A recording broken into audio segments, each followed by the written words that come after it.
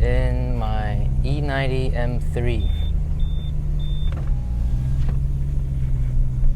This car is kind of my daily. So you can see in the back here, I don't know if you can see, I have a baby seat, and we decided to take it out on a weekend trip. And the reason I chose to take this car out instead of my other cars is because I have been sort of debating with myself whether or not if I should sell this car. For over a year now, I just cannot decide if I should sell this car or not. So maybe we should talk about why I thought about selling it in the first place.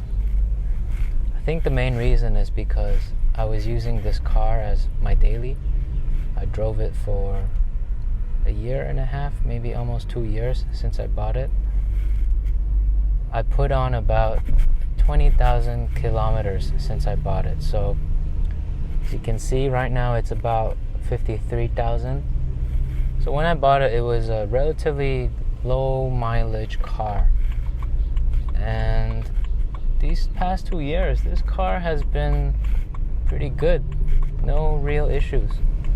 Just problems with some sensors, and that's about it. It's not the scary story that you hear from the forums, like the rod bearings and the throttle actuators. So far it's been a trooper. Been driving this to work all the time, no problems. Stranded me just once, and the reason it stranded me is because I fitted a flex fuel kit on this car, which meant that I can top up with any ethanol blended fuels, and the fuel blend kit basically has a ethanol sensor, and it would fool the injectors into adding more fuel based on the amount of ethanol there is. And what happened was one of the wires in the fuel kit, let's put this up, one of the wires in the fuel kit had overheated, melted, and caused a short, and that basically killed one of my injector fuses, I think on one of the banks, and my car died on the highway. But that was not the car's fault. That was kind of my fault. So since then I have removed the flex fuel kit, and this car is running on 95 with no ethanol blend, and it's been really good to me. So going back to why I thought about selling this car, and the reason is I don't think it's the car's fault. I think just in general, and this took me a really long time to realize, is any car you daily tends to get ruined. You know, if you're doing your daily commute, which for me is quite boring, it's just driving on bumpy roads before you get on the highway. Then when you get on the highway, it's just a straight road. It's not roads like this, you know. You don't get nice roads like this. And after the highway, you get off, then it's even more bumpy roads. And then you get to my factory. So a daily like that, a commute like that, which is about 100 kilometers back and forth, is bound to ruin any car, except if your car is like a really comfortable cruiser, which this car is not, because my biggest complaint after dailying it is the fact that it's too stiff. Even if I keep it in the comfort setting, it's still too stiff. So after considering for a very long time, I still really like this car. Like when you are driving it on the roads that it's built to drive on, like for instance, like roads like this car is pretty well suited, you know.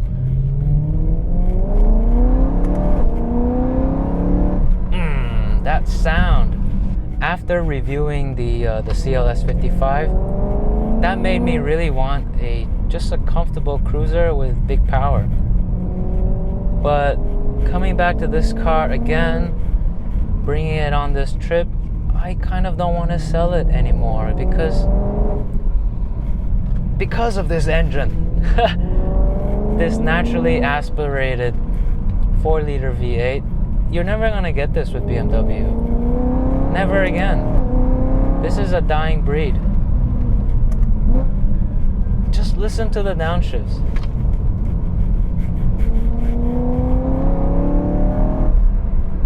And back then, yeah, 400 horsepower seems like a lot.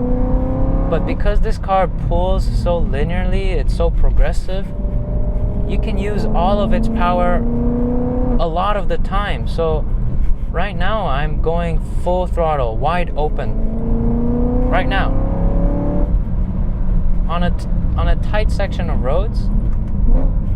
Now if you get like a modern M3 where it's turbocharged, the car will spin. You cannot do that. You cannot exploit its power. And you cannot enjoy the revs. That was only like below 7,000 revs. Now granted, it's still a little bit stiff on these roads, but you know, we can fix that. Just get new coilover upgrades. I'm thinking of getting KWs because they're the best in the business.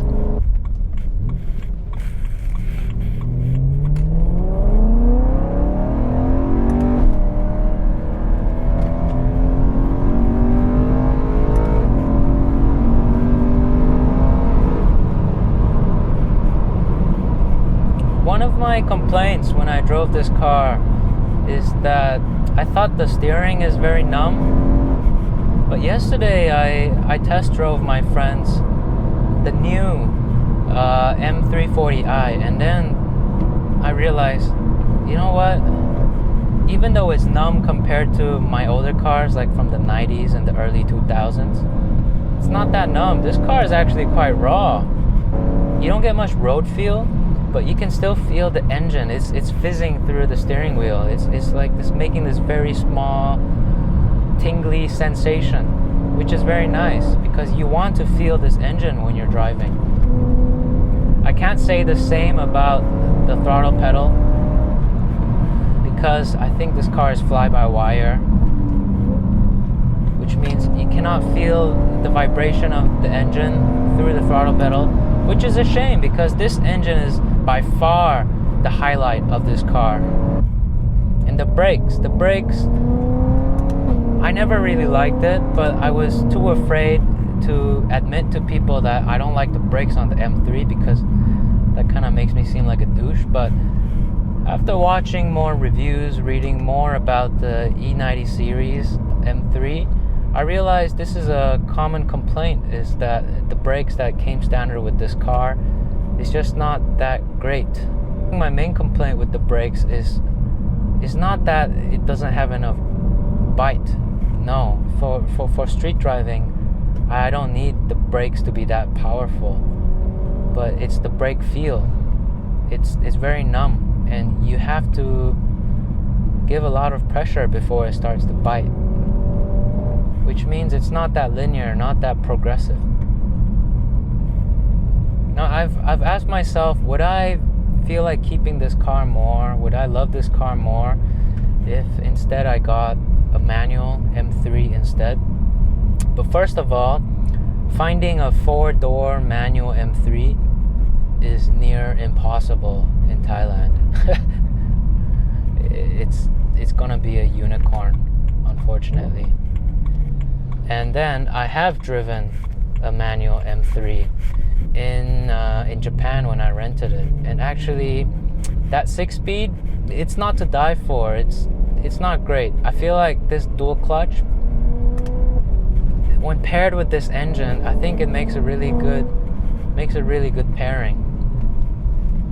So no, I don't think I need the manual for this car, especially on the downshifts. This car is so crisp when doing the downshifts.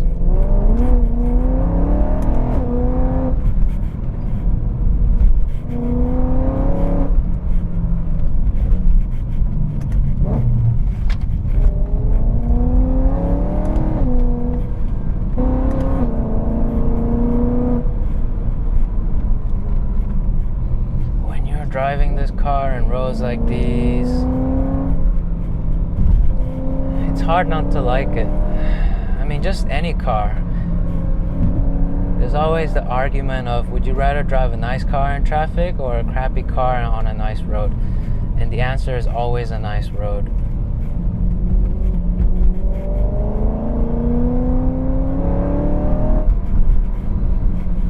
Yeah, this is a special car, but like I said before, I feel like everything is living under the shadow of this engine. This engine is the best part of this car. Everything else, it's just kind of mediocre, you know? The chassis, you can feel it's not a sports car. It's definitely not a sports car, and it might be trying too hard to be a sports car. It cannot compare with a 911. It cannot compare with a, like, let's say, a MX-5 in terms of agility and responsiveness. It cannot. This is a 4-door saloon, and so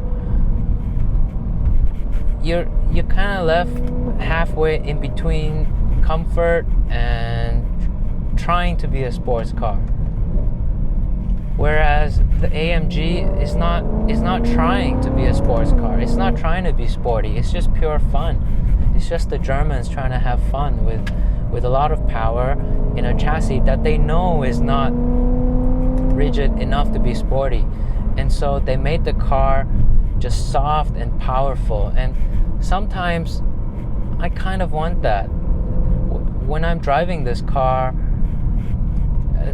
you know, especially on the highway, like, people try to race me because they see that it's an M3, and yeah, it just puts a lot of pressure on you as the driver.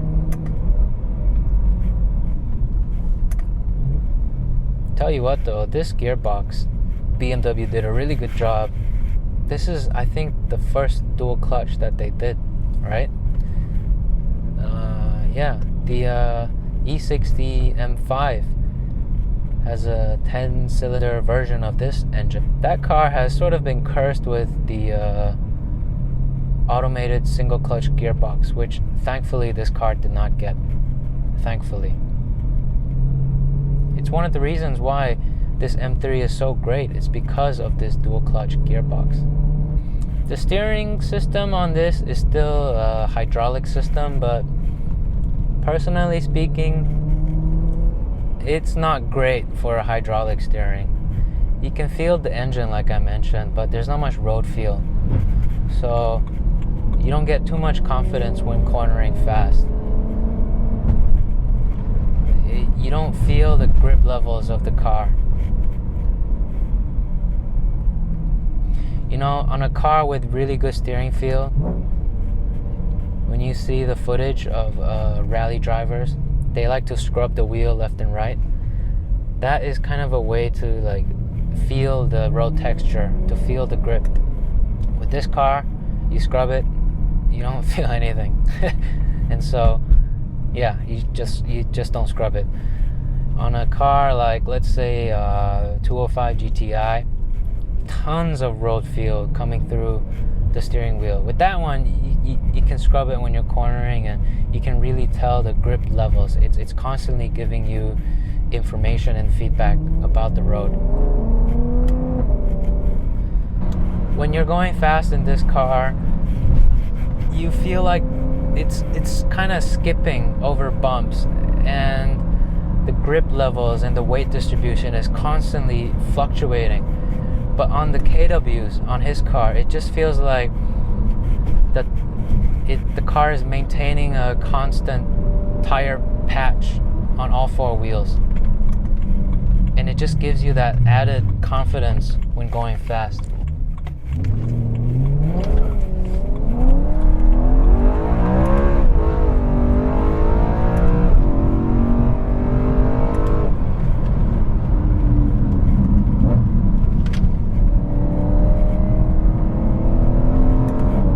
Slippery. As I was saying, when it starts to slide a bit, you cannot feel the grip levels on the road, which is kind of a shame.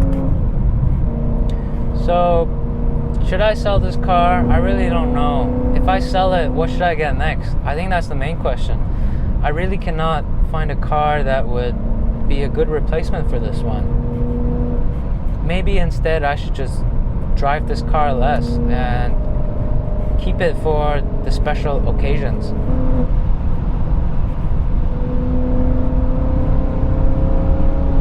But this car hides speed really well. I'm going 180 kilometers per hour and I don't feel it. I don't feel it at all.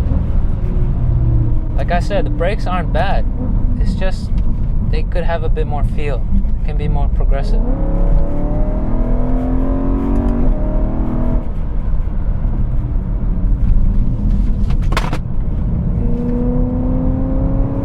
Sure what that was.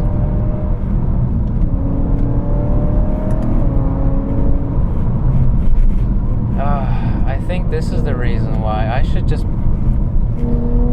drive this car on nice roads more, and then I would easily fall back in love with this car. The reason why I don't like it is just because I've been torturing it in my daily commute.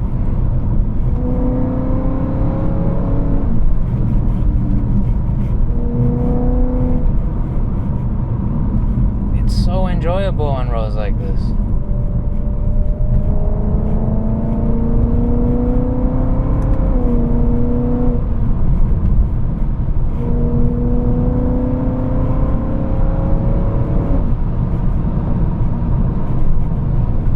Look, I'm just driving. I don't even know where I'm going. I should probably head back soon. My baby's gonna wake up and it's gonna be time to prepare dinner.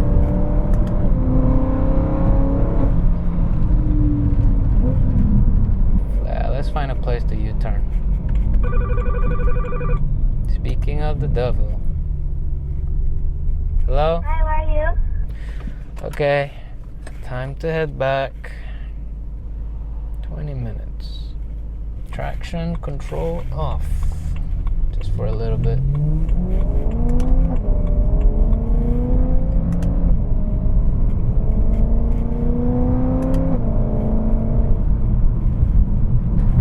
This engine is just so sweet. First of all, it does what a good engine should, and that is, as it moves up the rev range, the sound, the note of the engine starts to change. Only really good engines do this. For example, the AMG that I drove is pretty much the same note all throughout the rev range. It just gets louder. This car, it starts to sound different right up towards the end. And so you don't really need to look at the tach when you're driving. You can use your ears to tell what revs it's in. And it adds a layer of character to this car. If you compare this to like a modern turbocharged inline 6, yeah, that has nothing on this. And it's so free revving, so responsive. I just hope that I can feel it through the pedals.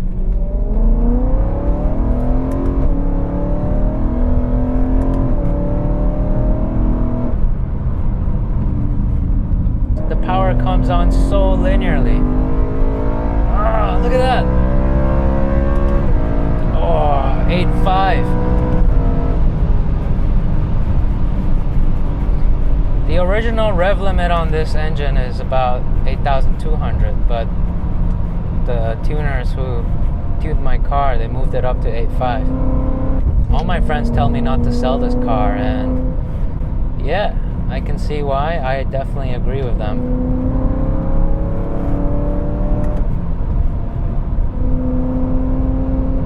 They are probably right and I am wrong. I should not sell this car.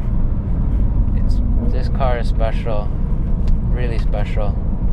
There are flaws, but you know, every car has flaws. But when you get to listen to this engine, come on. Why would you want to get rid of this?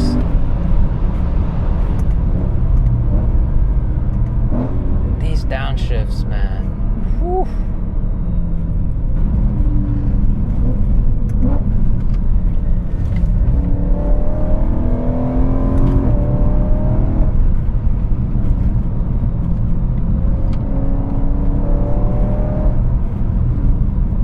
Slippery.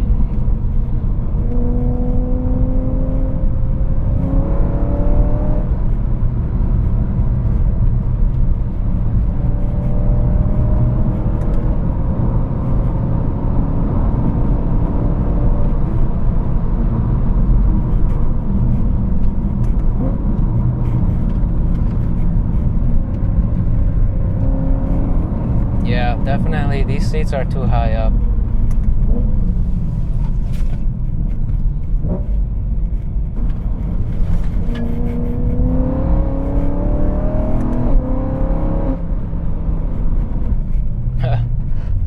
Excuse me.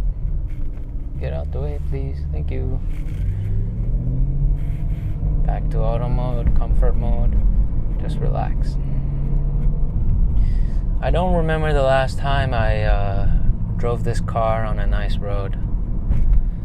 And that's probably the main problem why I wanted to sell this car, is because I don't use this car enough the right way.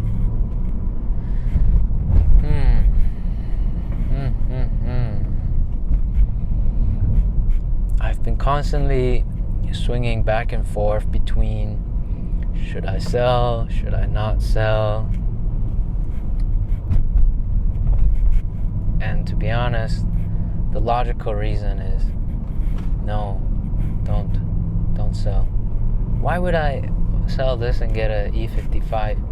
I was considering that, to get an E55, but to most people that would be kind of foolish. I mean, don't you want a car that you can take your family in, and like for example when they're taking a nap, you can go out and blast in the mountain roads like what I'm doing right now? Don't you want a car like that? Yeah, I guess so. This car, being probably last of its breed, is going to be a future classic. It's already getting there for sure, you know, with the new M3 looking like, I don't know, I don't want to, it just looks so bad. And it's not the same. It's not naturally aspirated. It's yeah.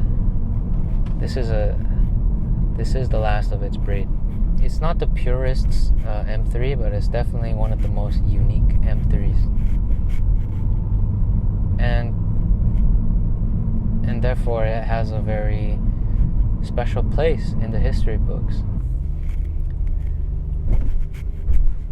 Thank you. Yeah, I'd be very curious to try out this car on a new set of coilovers. I think it would really make this car feel so much more special. Coilovers, brake pads, and a new, maybe like Recaro CS or something. Oh, yeah. And there you have it.